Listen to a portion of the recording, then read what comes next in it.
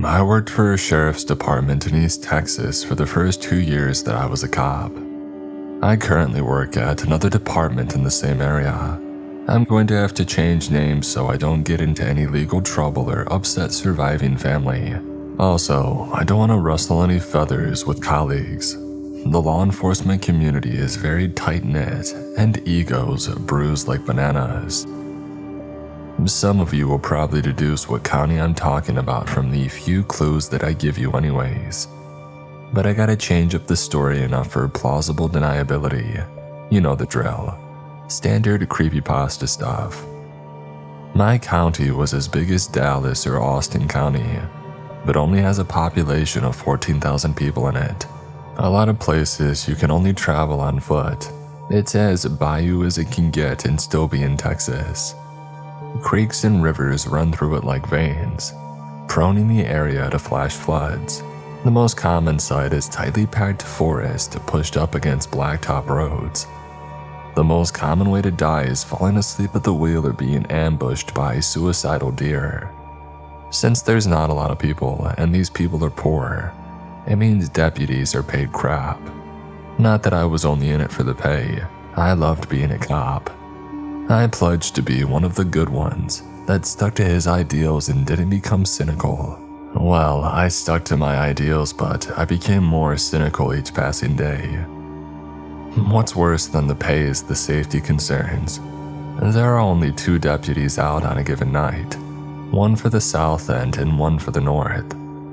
This means your only backup is usually 20 to 40 minutes away from you. And if your partner is also handling an emergency, well, then you're out of luck.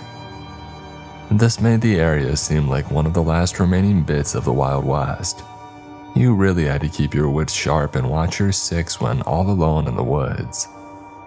As romantic as the idea was of being like Walker Texas Ranger, it almost got me killed. It was the perfect storm of circumstances. My county had suffered severe flooding the week before this story had happened.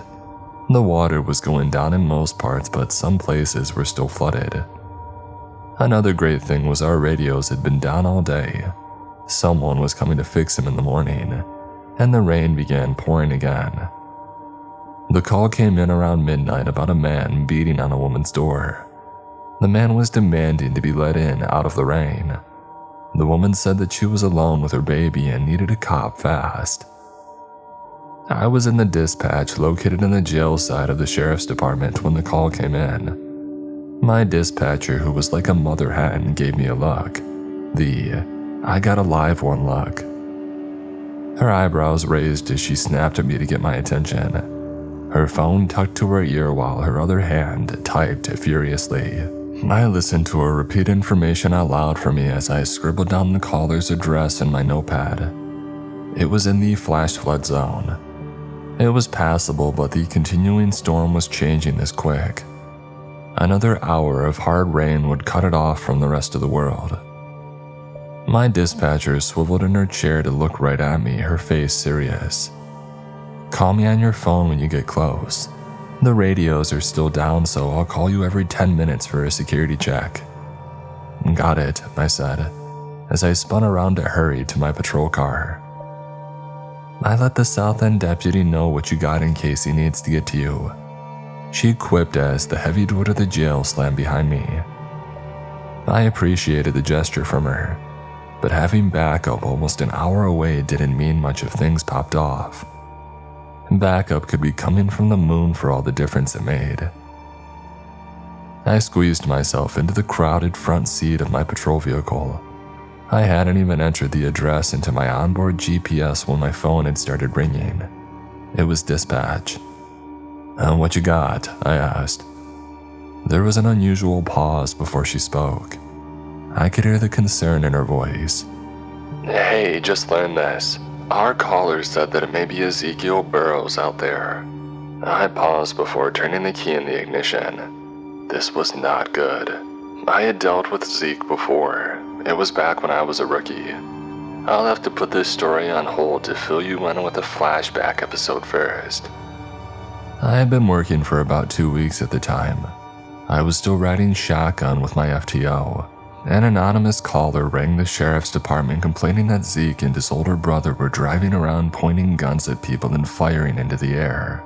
My FTO had been a stereotype of an old county cop who was about to retire. He was laid back and calmly gave instructions between drags of a cigarette. He wore a bushy white walrus mustache and cowboy hat that fitted him perfectly. When the call came across the car radio, his demeanor flipped like a switch. He sat forward and flicked his cigarette out the window. His face darkened. "Alright, deputy, this could get dangerous. Stay alert, stay close, and do everything that I tell you."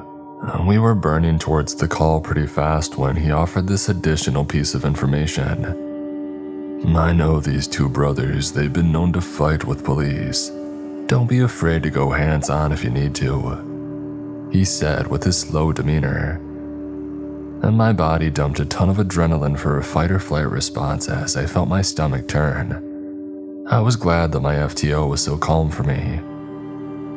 In those days, I used to be ashamed of the butterflies in my stomach. I thought it meant that I was weak or a coward.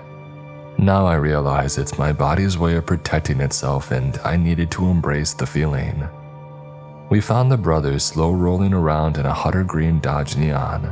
It was missing a driver's side mirror and had a giant hole where a red brake light should be. It was great when they made our job easy. We initiated a felony takedown. That's pretty much when you point your weapon at the suspect vehicle while standing behind your open car door. You give loud, verbal commands like, "Driver, step out of the vehicle slowly." Anyway, we had both of them pulled out and detained in handcuffs. Nothing of note really happened except for there being 2 shotguns and 3 rifles in the back seat. Ammo and shell casings everywhere. It's not illegal in the state of Texas, but highly suspicious. The original caller wanted to remain anonymous, so we had nothing to prove that they were firing from the vehicle. My FTO dealt with Zeke's older brother while I talked with Zeke. I can't remember the brother's name. We will just call him Turd for now. My FTO had our dispatch run both of their names to see if they had any active warrants. So we got some tense and awkward minutes with the brothers while they waited to see if they were going to jail or not. A Turd ran at the mouth for the duration of the stop, called us every racist and vulgar thing in his extensive vocabulary of no-no words.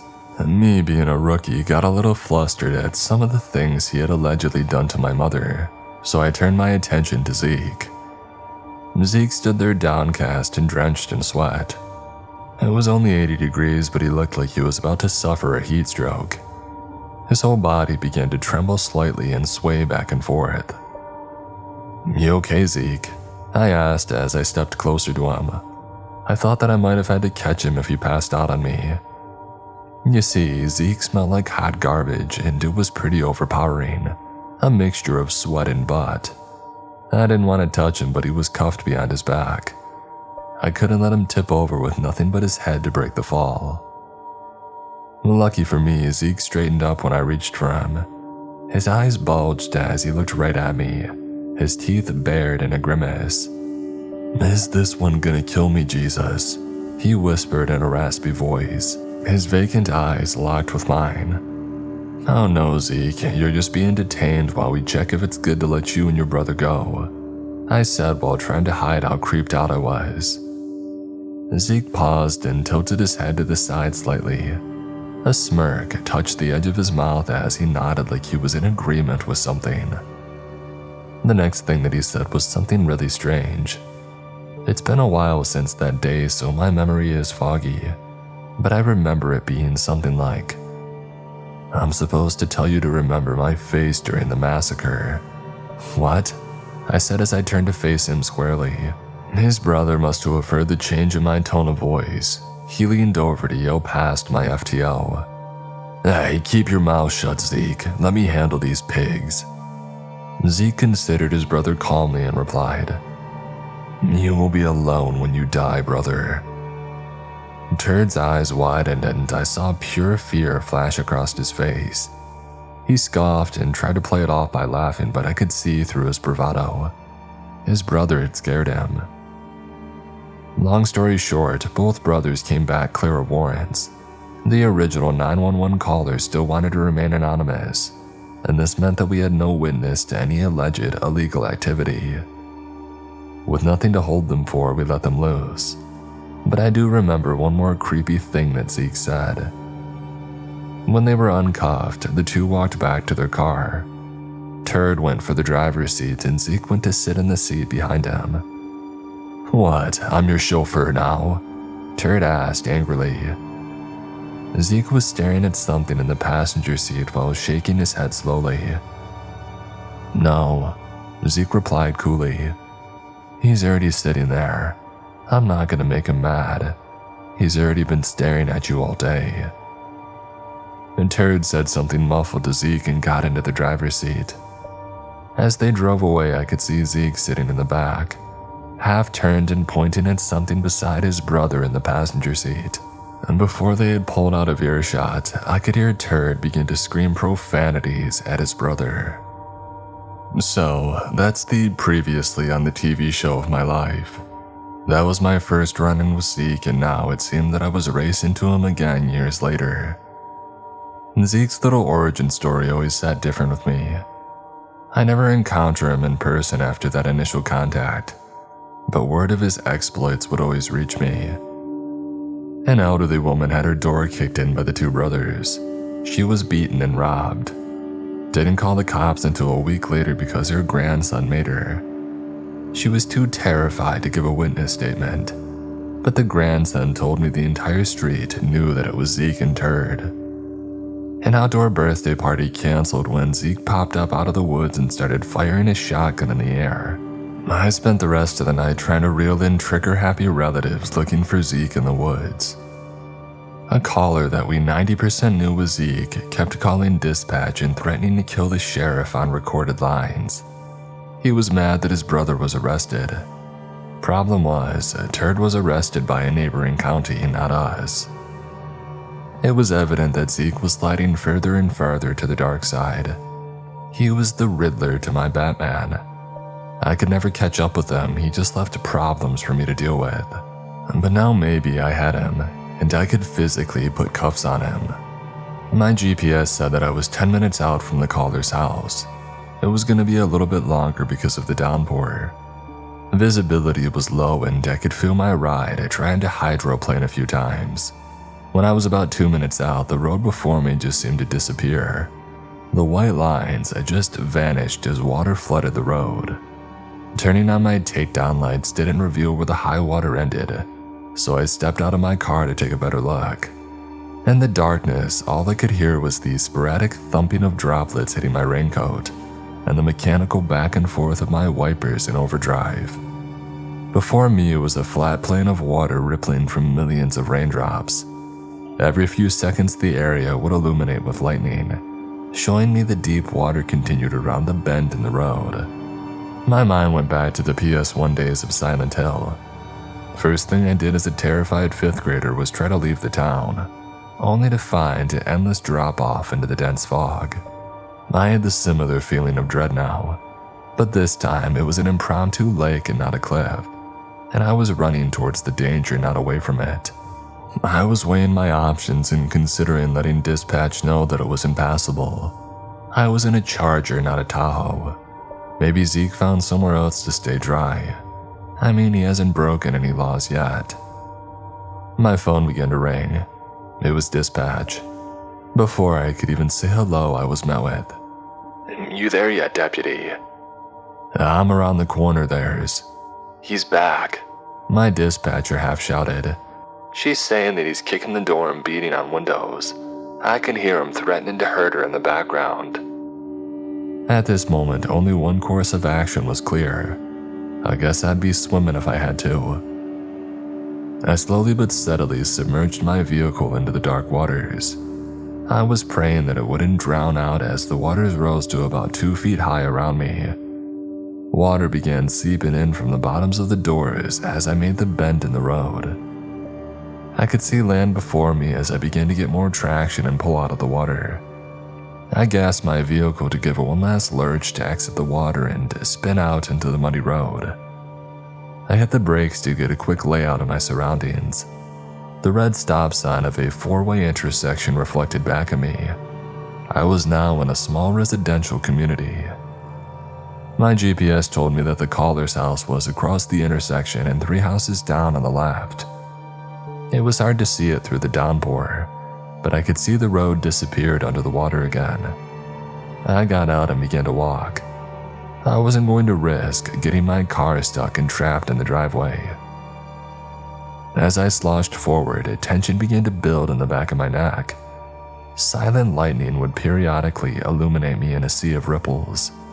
A cold feeling surrounded my thoughts. A black hole opened in my stomach, sucking all confidence from me. This was new. I had been scared before, but fight or flight always set in with a burst of nervous energy. But this was surreal. I felt like I was dreaming. I felt dread. I felt alone. I was in water up to my knees when I reached the yard. I finally got some higher ground the closer that I came to the front door. I squished around to my left and my right, checking the sides of the house. The house was a double-sized trailer elevated 3 feet off the ground on stilts. I had to walk up the steep stairs to knock on the door. "Sheriff's Department," I yelled over the rain. I jumped back down with a splash of the narrow steps and I scanned the darkness. I heard rumbling at the door as it opened a couple of inches. I could see a feminine face peeking out at me. "Can I see a badge or something?" came a fearful voice. I cocked my head at this before I realized that I was completely covered in my yellow Wyatt Earp raincoat. I unbuttoned my trench coat and showed my flashlight on my badge and duty belt. "He was here just now," she said nervously. Her eyes darted back and forth, scanning the darkness. I could hear the frantic cries of her child from deeper in the house. "Lock the door, but stay by it for me. I'll check around back. So don't worry if you hear me making noise back there." I waited until I heard her lock the door before pulling out my gun and circling around to the left. I circled around the entire house slowly, making the corners with a deliberate slowness. My small but powerful flashlight held at the center of my chest with my gun at low ready. The entire perimeter of the house checked clear. My head was on a swivel, checking the thick forest pushing in from the darkness. I even checked her small car, pulled on the doors to see if they were left unlocked. There was nothing suspicious. He was gone. But I felt eyes on me. The cold dread sat heavy in my stomach, making me slightly nauseous. I could feel the nervous tingle at the base of my skull, making me want to turn my head frequently. And then the obvious realization hit me, causing an extra punch to the gut. He was under the house. It was 3 feet off the ground. Me being an idiot had just been walking around him. I was standing with my back a foot away from the house. I immediately dropped to one knee with a splash and twist to aim my weapon and light under the house, my mind half expecting the jump scare from Zeke, akin to the scene where they first showed the xenomorph in the vents on Alien. My fingers slowly loosens off the trigger as I saw nothing but interlocking planks of wood, cobwebs, and more darkness. I couldn't see fully under the house because it had been used to store old junk like a lawnmower, sandbags, and old bicycles. I stared intently for a while, trying to make out a human form. Every time I moved the blinding beam of light, it caused dark shadows to dance underneath, mimicking movement. I wasn't satisfied that he wasn't under there, but I couldn't see a thing. I backed away from the house and began to think. He was close by and he was probably watching me. I comforted myself with the realization that he was scared of me, and I had a captive audience. He was either under the house or waiting in the forest, trying not to make a sound by running. "Zeke," I projected my voice with as much authority as I could. "This is the Sheriff Department. We know it's you out there." I did a 360 scan around me with my flashlight as I slowly continued. "You haven't broken any laws yet. Go home now and that can be the end of it. If I have to come back, you are definitely going to jail, I promise you that." As I finished my speech, I let the silence hang in the air for a dramatic effect. Thunder rolled in the distance to punctuate my seriousness. Feeling confident in my ultimatum, I sloshed my way back to my patrol car, but don't get me twisted, dear listener. I'm not inept or cowardly. I had a plan and leaving was a ruse. When I got to my car, I called dispatch to tell her the plan. I told her to let our caller know that I was going to drive back to the stop sign down the road and dark out to wait for Zeke to return. Soon I was back in my car with all the lights out, staring down the dark road towards the house. As I sat in the darkness listening to the chaotic storm envelop me, I checked my phone. Only 10 minutes had passed when I swear it had been an eternity. The strange dreamlike feeling flooded over me again. I had a quick thought telling me that I had never gone to the house in the first place. I had been just sitting here imagining the whole series of events that had just happened. Unsure, I patted my ankles to see if they were still wet. They weren't. I never trudged in the water to check on the scared mother, but I had remembered doing it. I don't know, things are so foggy. I had the sudden urge to cry and I didn't know why. I just felt so scared, so alone. Nothing made sense. I fought back a sob. A harsh voice spoke to me, cutting through my confusion like a poisoned knife through my brain. It said that I should just end it. I should just use the tool holstered on my hip. I put my head against the coolness of my window. Hot tears ran down my face as my hand fumbled with the retention locks on my holster. The coolness of the window was my only relief before the end. Good thing it was snowing. The snow always made me sad as it formed a white coat of ice on my windows. Wait a minute, snow? In Texas? I jolted with a gasp in my seat as if waking from a dream. Maybe I was, a micro-dream. I had had a couple of those in Marine boot camp due to sleep deprivation. But why had it happened now? I shook my head vigorously to get my bearing back. The dark thoughts fled from me. I realized the power on the street must have gone out while I was in my reverie, because no light was coming from any of the houses. Visibility was zero and the storm was at a deafening cacophony by now. Alone with just my thoughts in the darkness, I doubted my plan.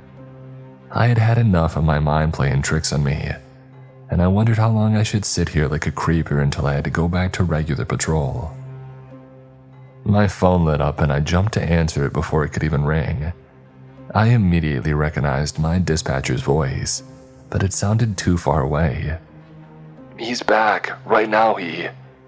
Her voice cut out as the call dropped and it chimed in my ear. Yeah, sometimes these cell towers out here were spotty, especially during storms. Now I had a useless phone that I couldn't call backup with. My only hope was my dispatcher would get my partner rolling my way. He was around 30 minutes to 1 hour away, remember? As I slammed my door behind me and began slogging through the rain, I thought to myself, on nights like this, I knew the future. I could just imagine the darkest timeline of events and it would happen. The thought of my cell phone crapping out had been a whisper in my mind since the night began. I didn't bring it to the forefront of my thoughts in hope that it wouldn't manifest, but it came true along with all the other bad vibes of the night. I prayed and no more latent fears came to fruition, especially the deepest fear that we all suppressed every time we wear a badge. I was splashing through the mini ocean leading up the front porch when I heard the screaming of the child. Not the normal screaming of a fussy infant, but a sharp, raspy scream, as if the child's throat was hurting from the exertion. Out came my gun again as I quickly ran towards these steep stairs. I did a quick duck under to scan the house with my light before I positioned myself beside the narrow stairs. I didn't go up them due to hearing about cops being shot off porches through closed doors as soon as they had announced themselves. I banged down the lower part of the door with a fist and announced myself. I waited a beat for an answer or a gunshot. None came though, and I weighed my options. I didn't have consent or a search warrant, but what I did have was a good old exigent circumstance. Exigent circumstance is what firefighters use to kick your door in when they smell smoke. As long as I believe danger is on the other side of the door, I can ram it in. The baby's screams became choking coughs, and I heard something thump loudly inside. I hopped up the steps and prepared to launch my shoulder into the door. A tiny voice in my head urged me to see if the door was unlocked. It should still be locked from last time, but I tried it anyways. It opened a crack and I was hit with an awful stench. The closest thing that I can compare it to is somebody with a severe sinus infection waking up with morning breath, having eaten rotten eggs and they blew in your face. I pulled my head back to see a bulging eye staring at me from the top corner of the door. But this eye reflected like a cat's or a raccoon. It stared down at me with a dotted purple. In the split second before I kicked the door open, I could see the eye glint purple and retreat. I could hear the growl of a dog as the door swung open to the darkness within. My flashlight and my weapon swung around frantically, searching for a dog or a tall intruder with purple eyes. I saw nothing but a small living room. A TV to my right, a couch to my left. Counter in front of me separating the living room from the kitchen. I could hear the child screaming and coughing from the hallway to my left. I took a couple of tentative steps towards the cries when a figure rushed out of the hallway towards me. I let out a yell and leveled my Glock to fire. I thank God that I froze for an instant instead of shooting reflexively. In the split second that followed, I saw the mother with her head tilted sideways and her eyes rolled back. Her arms were trailing limply behind her as she fell. I sidestepped out of her way and she crumpled to the floor beside me with a thud. Hindsight 2020, maybe I should have caught her, but maybe part of me knew that she had been thrown, so I kept my weapon aimed down the hallway. Or that's what I tell myself anyways. The hallway was only 6 feet long, a bedroom to the right and left with a bathroom in the middle. I had been in countless trailers with this layout. The bathroom door was closed, so whoever threw her could be to the right or to the left taking cover. I could see that both of the doors were open. I spared a glance down at the woman and she was on her side facing me. Young and attractive, she was only in a light shirt and underwear. Her eyes were open and she was breathing in quick and short bursts. Her eyes had a trance-like stare and I could see her skin glistened with a layer of sweat. I couldn't see blood or physical injuries on her, but she reminded me of a fish taken out of water, slowly dying. When I returned my gaze to the hallway, my brain couldn't make sense of what I was seeing. It appeared the hallway had gotten longer. Where my flashlight had once illuminated the bathroom door, now there was only pitch blackness.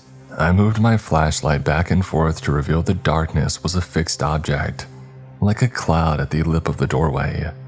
Even as I squinted and tried to grasp what I was seeing, the darkness had seemed to grow closer. It leaked out like a fog into the living room.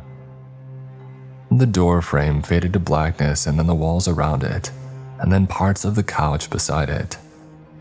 The best way that I can explain is that it looked like the world in front of me was disappearing, being swallowed up by the void.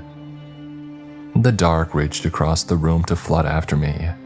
I looked down to see the world drop off into nothingness about a foot away from me. The bare legs of the woman laying beside me had already been consumed by it. I tried in vain to wave the darkness away with my light, but to no avail. I backed into the TV and knocked it over. The familiar panic began to boil over within me as the dark whispers tore through my mind again. It was the same despair that I had felt in the care. I wasn't afraid of dying on the job, but this wasn't different. What was this darkness? What unimaginable terror waited for me in the approaching void? Would it take me to hell? If I died here, would God even see me? The darkness was right out of arm's reach when the glow of my flashlight was snuffed out and I was plunged into absolute darkness. My last light of hope disappearing caused a primal scream to build up in my throat. One last terrified plea before the madness overtook me. Oh God, oh Jesus. I blinked rapidly as my flashlight sprung back to life, illuminating the room around me. The unnatural darkness had retreated. I blinked repeatedly as the horrid thoughts flew from me, leaving me shaking and whimpering. I fought the urge to run out of the door and forget stupid ideas like honor and duty. As I supported myself against the TV leaning against the wall, I began to catch my breath. I did a couple rounds of combat breathing to lower my racing heart. I also let out a curse word every other exhale. I had a job to do, and I knew that I had to replace paralyzing fear with something else. Life had taught me anger could override fear and push you past exhaustion in a pinch. I also steadied myself with a mental checklist. I would finish this call, I would find the baby, call an ambulance for the mom, and stop Zeke, or whatever it was out here. And then I could go 10-8 and drink coffee at the office and everything would be like normal. I knelt down to check on the mother. She wouldn't respond to anything that I asked her. Her pupils were as big as saucers and showed no reaction to my light. A brief pat down revealed no apparent injuries. But then I heard it again, the soft cry of an infant. But it wasn't coming from the hallway, it sounded closer. I shot up and immediately saw a figure to the right of my periphery. I twirled to highlight a dark figure of a person standing in the kitchen. The figure's back was turned to me with shoulders hunched. It wore a ratty black raincoat, torn and frayed. "Let me see your hands," I yelled. The figure didn't budge. I could hear him mumbling as he bobbed his shoulder. "Hey, listen to me. I swear to God I'll shoot you. Hands up and turn around slowly." I could hear him start softly cooing. "But my hands are full, deputy," he croaked as he slowly turned around.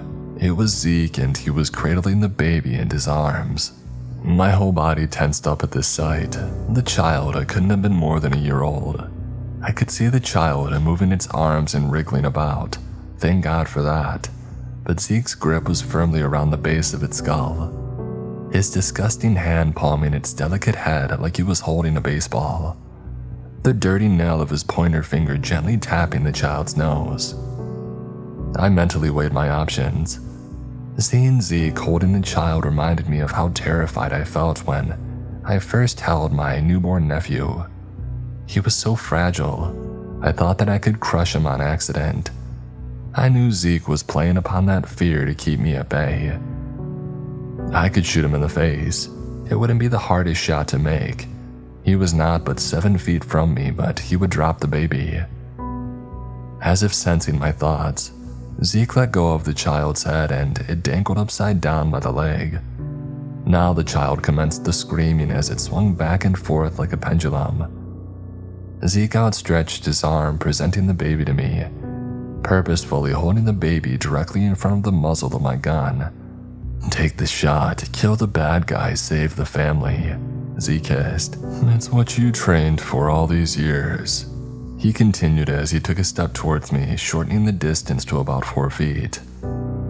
I could see the tears pouring out of the child's chubby face, running down its forehead to sprinkle to the floor. I pulled my gun away from the child and held it close to my chest, terrified to have something so dangerous so close to something so precious. I took a half step back when I realized that I was losing my one advantage. Zeke thought that I had tunnel vision on shooting him.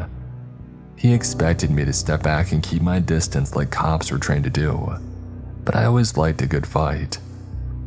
I quickly came up with a plan to holster my weapon while rushing him. I would grab the baby with my offhand while giving him a low kick right to the knee. I would catch him off guard by springing my attack in the middle of telling him something that everybody knew.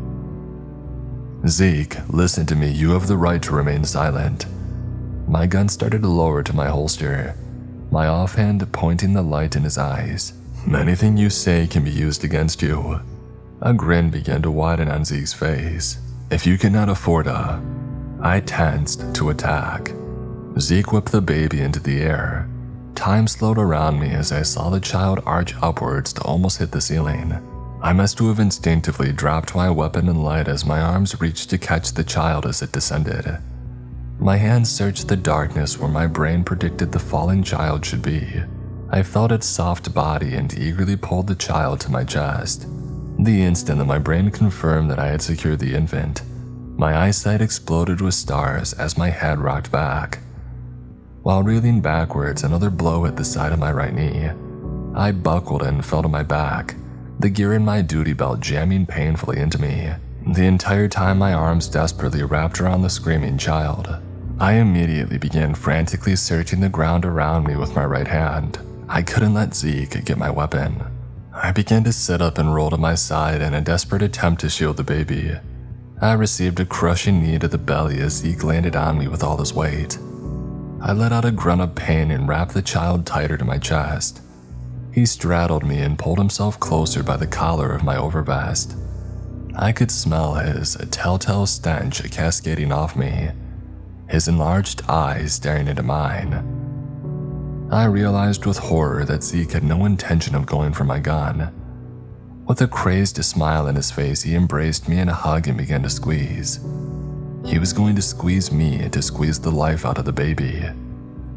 I had to recall my surging right hand to push back against Zeke. We struggled like that for what seemed like an eternity. He was mounted on top of me, giving me a bear hug, and I desperately tried pushing him away with my right hand while shielding the baby with my left. I knew the amount of force that he was putting on me was unnatural. He was wiry and about 6 inches shorter than me. I had at least 40 pounds on the guy and I was in decent shape. But I felt my back crack as I gasped as my muscles were quickly pushed to the point of muscle failure. The poor child began to wheeze as our bodies sandwiched him. I was getting desperate and my mind brought up a memory that I had tucked away for a rainy day, hoping that I never had to use it. I remembered a salty former devil dog SWAT instructor teaching us room clearing tactics in the academy. It was the end of the day and he began to share war stories about his time in the Corps.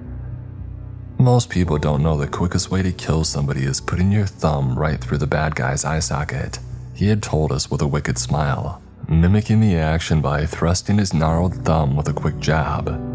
Straight into the brain, he finished as he twisted his thumb and made a squish sound with his mouth. Yeah, my body cringed, just like yours did as I heard this. He must have seen the group of us cadets physically withdraw and continued. The trick is getting your brain to override your sense of basic human decency and kill another human in this horrific way. Your mind will fight you on it. It's not natural to want to do this to your fellow man. Even now that you know it, you won't be able to do it when if the time comes. I was used to the mind games and hazing from alpha military types, trying to scare us into quitting.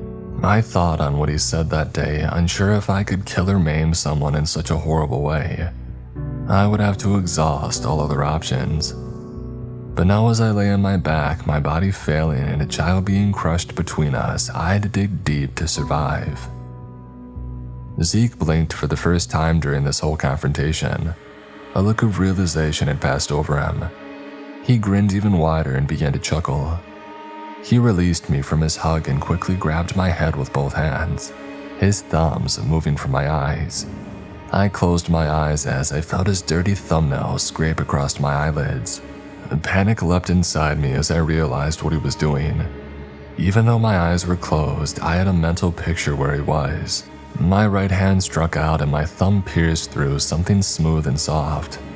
Warm liquid immediately engulfed my hand and splashed across my face. I didn't realize I was screaming until the copper-tasting liquid had poured into my mouth. I could taste what it was and I knew what I had done, but I had to open my eyes to see. Zeke's grip had slackened enough to open my eyes to peek at the damage.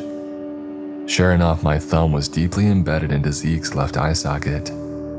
He still grinned maniacally as the blood oozed out of him. I pushed him up and away from me as I bucked and twisted frantically. He finally rolled off to my left and my thumb came free of his eye socket.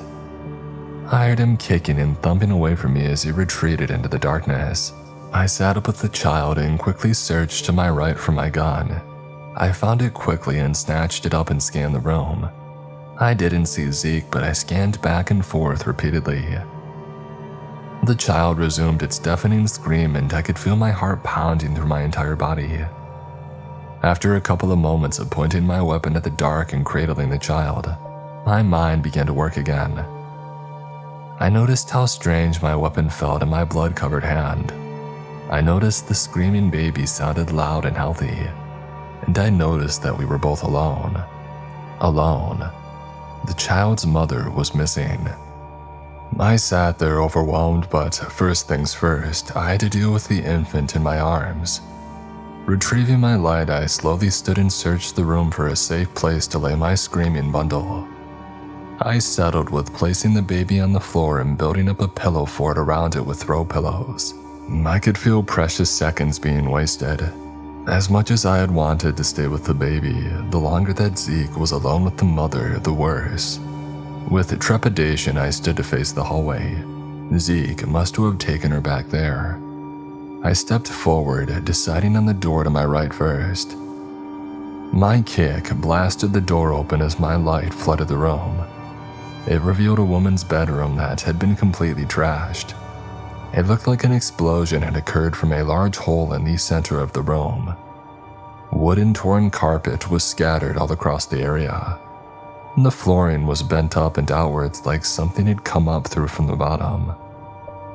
I leaned over the hole to see down into the muddy ground beneath. Is this how Zeke got in? It looked like the Hulk had smashed his way up through the floor. Any other time I wouldn't believe it, but sanity had left the moment that I was dispatched to this house. I knew that he could still be down there with her. If I had crawled down there, I would be putting myself in dangerously tight corridors with Zeke again. I didn't want another wrestling rematch with his freakish strength. A bolt of lightning crashed somewhere close, the bright strobe outlining a tall figure outside the bedroom window. I looked up to only catch a glimpse of it before it vanished, but it was an imposing humanoid figure of blackness with purple reflecting eyes. It must have been 10 feet tall, pressing its hands and face against the other side of the glass. As quickly as I saw it, it winked out of existence, only the after image of it in my mind. I shuffled around the hole to look out the window. Standing further out in the backyard was a group of shadows. I didn't have to wait long for another lightning strike to illuminate the night. What the light exposed hardly surprised me, but it made me shudder anyways.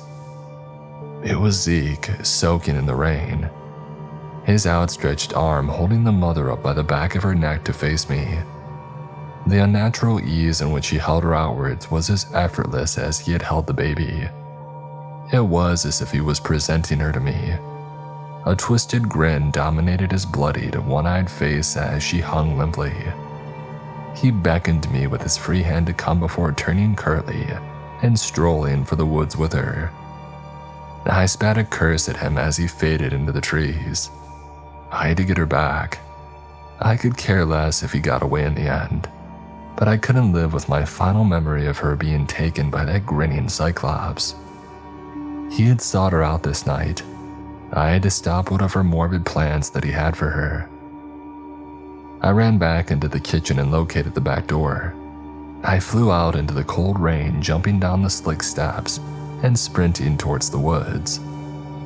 I could see where the foliage parted to make a small pathway. This was around the place that I had last spotted Zeke. He must have taken it. Once I hit the tree line, my momentum almost came to a stop. The water sloshed up to my knees as I took heavy steps forward.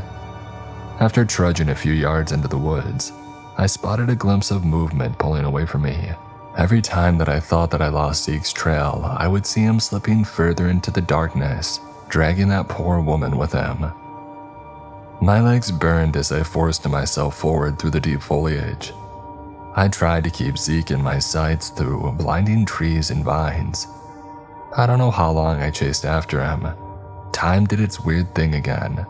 I fell into a fugue state of desperation and exhaustion. All I knew is that I had to keep moving forward.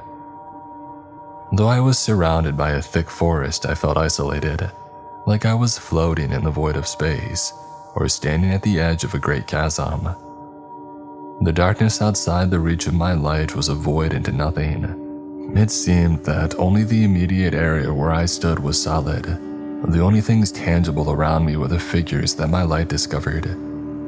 As soon as I moved past the ground that I stood on or my light passed by the surroundings, the matter returned to nothing.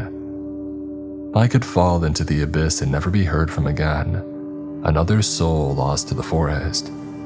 How long would it take before people noticed that I was missing? Maybe it would be deemed important enough for a small local news report. My sheriff might call in reserves and troopers to have the woods searched for me. But after a couple of weeks it would be called off. It's too expensive to keep it up. I know because I've seen it happen a couple of times. I would just be gone. No one would really know that I had been swallowed up by despair, that I had glitched out of this reality to be forever falling into darkness. In my grim reverie of stalking after Zeke, I was vaguely aware of something shadowing me. From my peripherals, I would catch the dark figure with purple eyes keeping pace with me. I could smell the stink of BO and bad breath wafting around me. I wanted to turn my head and face the creature directly, but I was too afraid to lose track of Zeke. He was pulling further and further away from me as my body screamed to rest. Zeke disappeared through some shrubbery and I yelled in frustration as I urged myself to speed up. The corners of my vision faded and I knew that I was on the verge of passing out, on the cusp of falling into the water in exhaustion. I broke through the shrubs and entered a clearing. I looked around in wonder. A perfect circle with a 30-yard diameter. In the middle of the clearing stood an old tree stump jutting 3 feet out of the water. I could see a small sapling shooting out of the dead tree, its skinny branches reaching about 15 feet above the water. With a flash of lightning, I noticed Zeke standing next to the tree, holding the slumping woman by the collar. He had his hand reached up playing with something swinging from the tree. As I stumbled over, I could see that it was a noose. Something old for something new, Zeke proclaimed loudly, still focused on the noose. This is what my Jesus demands.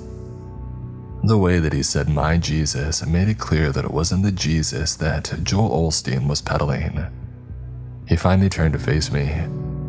With an effortless and fluid motion, he hoisted the limp woman atop the stump.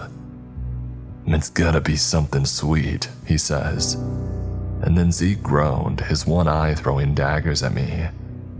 Maybe it can be you, let's see what he says. But someone hangs from the tree. But I want you and the baby are just a bonus. After the massacre, I'll return to stomp the life out of the child. I had had about enough of this cryptic voodoo talk and threats. I knew that I couldn't take him hand to hand, but now he couldn't use the woman as a shield. I leveled my pistol and fired 2 quick bursts. My ears rang after the shots. The smell of gunpowder enveloped me. 2 sporadic sounds of bloop bloop as the casings hit the water. I had closed the gap between us to about 5 yards, an easy shot. So why didn't Zeke go down? Not even a flinch. I figured excitement and heart rate had made me miss. In anger, I squeezed off 5 more rounds while marching towards him. It felt like I was shooting through a shadow. He just stared at me with his cyclops eye. When I came to about 7 feet, I stopped.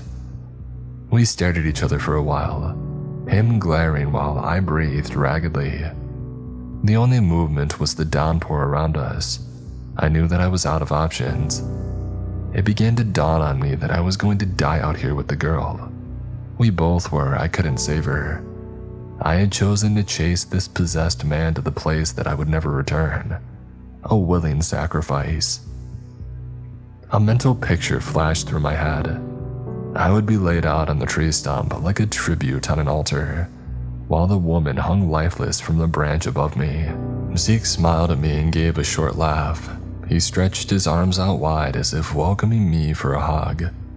And that's when I saw it. No more hiding in the corners of my vision. It revealed itself to me. A tall figure peeked out from the hangman tree behind Zeke, its purple eyes glinting. I saw it as clearly as I ever could. The inky black profile of a humanoid standing 3 feet taller than Zeke. It was made out of some unnatural blackness that had almost consumed me back in the house. My light was useless at dispersing it. It stretched out his unnaturally long hand to lay it atop Zeke's head. Zeke closed his remaining eye and began to quiver, shaking like a holy ghost televangelist. "No, deputy," Zeke spoke in a throaty cackle. He jerked his head from side to side, the entity never releasing its grip. Zeke gave a terrible cough and heaved his chest like he was about to throw up. It was as if his body was trying to reject the monster leeching off of him. "My Jesus has made a decision. He wants the woman. She has a sweetness most deserving defilement, a kindness to rip and tear. Her desecration will be an agony felt most by those who love her. In return, I receive his gifts, the fruits of the Spirit." Once again, I felt the world around me fall out of focus. Some dark magic was pulling me under a trance. The veil of reality thinned and the cold darkness waited for my soul to fall in. I was so tired, why fight it? I lazily put my gun back in its holster and nonchalantly dropped my light into the water. I felt the cold creep up my body like terrible claws. The unnatural cold took over my body, and I realized that I couldn't move. Or I didn't want to move. It didn't matter. I realized that the rain had stopped, turned off like a switch. I moved my eyes around in my frozen head to see millions of droplets frozen in the air. It was as if time had stopped and the rain was suspended like little planets floating against a dark galaxy. Zeke looked up and marveled at the sight. The dark entity moved out from behind the tree. My eyes were adjusted enough to the moonlight in the clearing to see the inky black mass getting closer. Panic rose within me. I didn't want the thing to get any closer to touch me. I just knew that if it touched me, it would be the most violating thing ever. But I still didn't move. I was useless to resist. The darkness was inevitable. It lowered itself in front of me, its glinter saucer eyes staring into mine. And of course, the overwhelming smell followed. It reached out a pitch-black hand to lay on top of my head. When it touched, a jolt of energy shot through me. I could feel its hate and its disgust towards me. But it wasn't just me, it was everything, even Zeke. Zeke was just a means to an end. A plaything used to spread wrath and hurt to others. But then the real event started. As I stood there dumbstruck, it showed me things. I saw the woman standing and it told me her name was Alyssa. She wore the same blank look that I had. And then realization flooded back into her face. She blinked rapidly and began to whimper. She made eye contact with Zeke, me, and the dark figure. Her eyes bulged as if pleading for escape. What followed I'm not sure of. Time was hard to measure, but it felt like an eternity. I don't know if it was real or a trance. Maybe it was a little bit of both. Both of us locked away in a crack of reality, a crack that let the darkness in to infect and corrupt. I stood motionless with tears streaming down my face as they tortured Alyssa in front of me. Zeke ravaged her in countless ways with the entity hovering closely over his shoulder. Knives and cutting instruments would be handed to him out of the dark mass of the thing. They committed acts of violence that I'll never repeat, never write, but I could see that Alyssa felt it all. She would scream through gritted teeth, her eyes bulging so much it seemed as if they would pop out.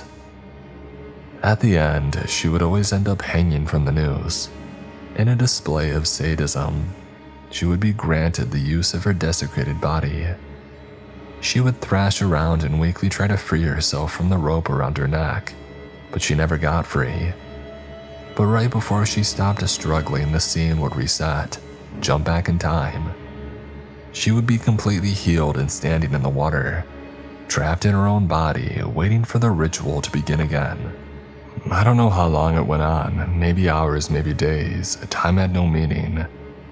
As the macabre show played out on repeat again and again, I began to lose hope, just as assuredly as Alyssa must have. I had given up, I had failed. I was a fool and deserved this cruel fate. I maybe even deserved worse. I deserved worse. It was this self-defeating statement that turned out to be my salvation, the lifeline to pull me out of the bottomless pit that I was sinking. But at first it was just another arrow to my heart, another stone tied to my feet. I did deserve worse, but it should be me up there. I had taken the job to help people like her. How I had failed, standing on the sidelines watching this mother be attacked on repeat. I had no kids, I was just a single and useless man. Nobody would miss me, not like her. I should take her place. This thought sparked through my mind like lightning. It was my job to stand in front of the innocent when the wolf came. Zeke spoke of sacrifice, that I should take her place.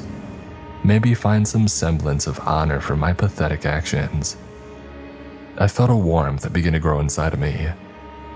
Zeke had cut her hundreds of times and now led her to a step on the stump so that he could put the rope around her neck. I didn't know what was happening at the time. My brain was still caught in a feverish cycle of self-hate, wanting to take her place, hating that it was her instead of me. I began to regain control of my body. I moved sluggishly towards Zeke, but he was too preoccupied. I saw the entity spin around to face me, its eyes somehow bigger. It let out a deep growl that reverberated in my brain, but it did not attack. Zeke had fastened the rope around Elisa's neck and stepped down to admire his work. Elisa let out an audible whimper as tears flooded her eyes. She knew what was coming. Maybe she prayed she would be allowed to die this time. "Jump," Zeke said, grinning through his teeth. She stepped off the stump and began to choke, her legs kicking slightly as she swung back and forth. I noticed that she didn't even attempt to remove the noose. She had given up. "No!" I screamed as I shouldered past Zeke. He reeled back in surprise. I ran up and grabbed Elisa's legs and lifted, taking the strain off of her neck. "Let me do it, it needs to be me, not her, not her!" I screamed with insane fervor. It took Elisa a moment to realize that I had finally come to her aid.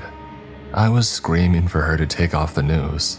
She began squirming and pulling at the rope around her neck. I lifted her up further and stabilized her enough to remove the rope and topple us both over into the water. The cold water completely knocked my body out of its sluggish stupor, but my mind was still all haywire.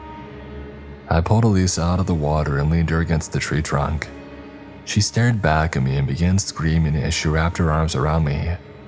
She hid her face in my chest and refused to look up at the monsters. I could feel her body quivering against mine as she continued to let out muffled screams. I tried to turn to face Zeke, but Elisa held me too tight. So I just looked over my shoulder. I noticed that it was raining again and time was unfrozen. "No, take me instead," I pleaded. "She has had enough, she's done. I'm a willing sacrifice, let her sins be mine." I don't know where that last sentence came from. Divine intervention, I don't know. My mind was still in a tailspin of misery. All I know is the entity didn't like it. I heard a loud and unnatural yell. A bark, a growl maybe. The closest thing that I can compare it to is a mix between a baboon and a jaguar. It was terrifying and I knew that it came from the tall shadow. As if it was a command, Zeke started raining blows down on my head, pounding hammer fists over and over. I squeezed Elisa closer to shield her from the blows. I could take the pain, I wanted it.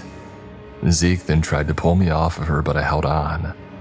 And that's when I realized that Zeke had lost his strength. His blows hurt, but they were the blows of a normal man. He couldn't even pull me away from Elise. A small beacon of hope bloomed in my soul. Zeke was tiring. Zeke began cursing me. Hopefully he was reading my mind as I thought the most heinous things about him. And then he reached for my gun on my hip. I have a level 3 retention holster, meaning that you have to press a button, push it down, and rock it forward to release it from the holster. It takes practice, but Zeke manipulated it smoothly and pulled it away from me. I half turned to face Zeke, still shielding her away from him. Zeke huffed and pointed my gun at me with a shaky hand. "You would die for her, you pig," he screamed at me. "Yeah, you backwoods inbred," I spat in defiance. I had already accepted my fate. If I was to die, at least let it mean that Elisa would survive. One honorable thing during a life of failure. "I'll kill you and then I'll kill your girl anyways," Zeke shrieked. I closed my eyes and waited for the hot bullets to pierce my body. What does being shot feel like? Will they make it quick and go for the head? Closed casket for sure. But the shots never came. 10 seconds felt like 10 hours before I opened my eyes. I cradled Elisa's drenched and shaking body tightly. I tried to meet the creature's piercing stare, but it was too much. It projected so much anger into my heart. I knew this was the end. At least Zeke wouldn't get the satisfaction. But I didn't know what untold horrors the creature would perform on me. Maybe I would be taken away like Zeke, locked away within this unholy creature. "Just leave her," I said. The entity just stared back silently, the rain wiping around it. And then I heard a deep rumbling coming from it. Was it laughter? It was. A wicked sound. It began to back away from me as the deep chuckle continued. The thing made it to the edge of the tree line, and all I could see was its reflecting eyes floating in the storm. And just like that, it disappeared. It was over. It took a minute for it to register with my rattled mind, but I knew in my heart that it had left. The fog over my soul had lifted. I sat Elise on the stump and stared up into the sky. The rain felt refreshing instead of drowning. I won't bore you with the after-action report of the mountain of paperwork that followed, but I fished my gun out of the water and I silently helped Elisa limp back to her house. Not a word said between us. I mean, what was there to say? Oh, and the backup still hadn't arrived yet. The baby was fine, if not a little bruised, and the EMT took Elisa to the hospital. She had returned to a semi-catatonic state, not saying anything for about a week. She finally did start talking again, but she claimed that she didn't remember anything. I consider it a mercy. She and her child went to live with her parents. They told me that she had extreme night terrors every night, but quickly forgot them upon waking. Hopefully, she can have a normal life for her child, but she will never be the same. Evil had left its stain on her. I kept my report short and sweet. I wisely chose to omit the shadow monster and the dimension of torture that Elisa was in. I left out the part about emptying 7 rounds into an unkillable demon-powered man. I just told the narrative of chasing Zeke out of the house and into the woods where I rescued Elisa. Oh, and Zeke may have an injury to his eye. It was too dark to tell how bad that I had hurt him. That same night, Zeke's brother had died. It was in the papers the next day. He was locked up in the neighboring county. He had suffered a heart attack in his cell. There was a whole investigation. The video showed him banging on the door and crying for help. But there was a big fight in another part of the jail, so nobody heard or paid attention to his cries as he died alone. I stayed with the department for another month. They put a warrant out for Zeke for burglary and assaulting a police officer, but I never expected him to turn up. Until one day he did. My sergeant had come into the office with a big smile on his face. He let me know that they had found my guy. He said that Zeke was found on some hunting lease in a neighboring county. Sarge slapped down a folder with pictures in it. I opened it to see a familiar sight. A clearing with a tree stump in the middle. Another younger tree growing out of the middle of it. And there hung the body of Zeke dangling from the noose. His body was bloated and rotten. I turned the page to see a picture with a closer look. He wore the ratty black raincoat and his left eye was missing. "What happened?" I asked incredulously. Well, some hunter found old Zeke about a week ago. Guess he got tired of running and he offed himself. My sergeant spoke matter-of-factly.